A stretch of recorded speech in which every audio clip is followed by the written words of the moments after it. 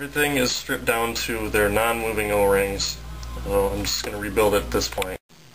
Okay, now I'm going to rebuild the 5 pieces of the firing assembly seen here. These are the moving O-rings only. I'm not going to replace all of them because I don't have to. These are two 1270s for the bolt guide, a 1770 for the bolt sleeve. This is a 1770 for the fire chamber. Another 1770 for the front of the fire chamber, as well as a 2070, which I removed earlier from the outside. And the bolt has a 1670 for the sail and a 1590 for the front seal. I'm just going to go down the line here since I don't have to do anything else. Just slip these onto the front of the bolt guide. Set that aside. The bolt sleeve has an internal O-ring here. You're going to have to push the O-ring down into the middle and drop it into the O-ring groove using your finger. And this is really something I can't demonstrate, so you're going to have to just try it for yourself and figure it out. Once it's in, it'll be completely flush on the inside. Fire chamber's pretty much the same way, except it's easier to do. Push that into the groove and just pop it into position. The bolt O-ring goes on the outside, not hard.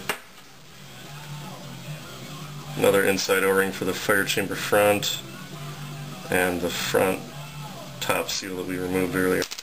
Now just slide this onto the bolt. Take the front seal O-ring, push it down around the top, slide it into the O-ring groove. Take the front of the fire chamber, push it down, snap it, and you're done. I'm now going to re-grease everything, which is part of the regular maintenance. This is where you would pick up if you didn't rebuild all the parts like I just did.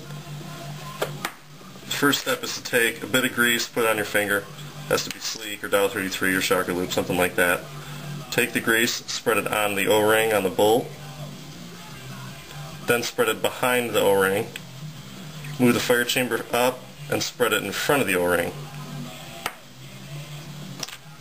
Take a little bit more grease, push the fire chamber back, and put it in the front of the bolt.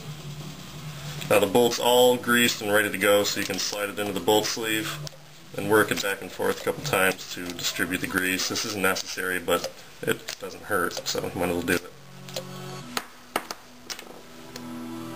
Now you're going to be greasing the outside O-rings, which is something that you can do without worrying about over-greasing, because these don't move, so it's not very likely that you'll over-grease them.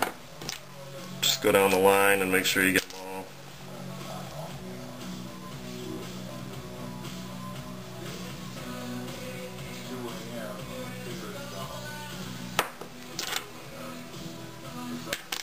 Last one.